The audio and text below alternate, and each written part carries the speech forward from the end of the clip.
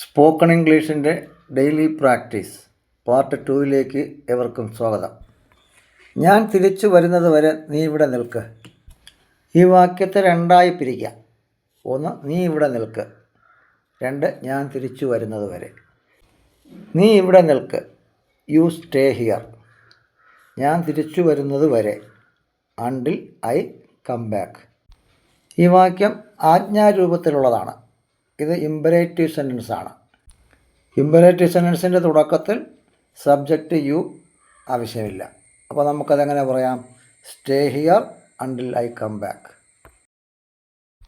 നമുക്കിനി മറ്റൊരു വാക്യം നോക്കാം.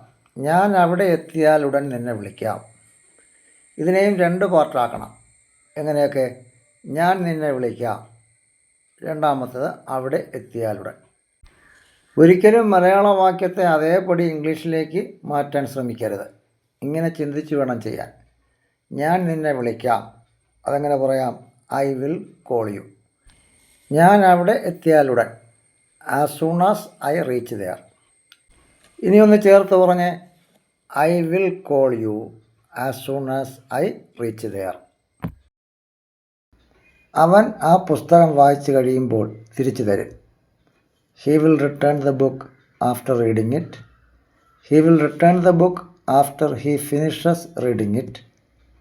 He will return the book after he has read it. ഇവിടെ നൽകിയിട്ടുള്ള ഈ 3 വിവർത്തനങ്ങളും വ്യാകരണപരമായി ശരിയാണ്.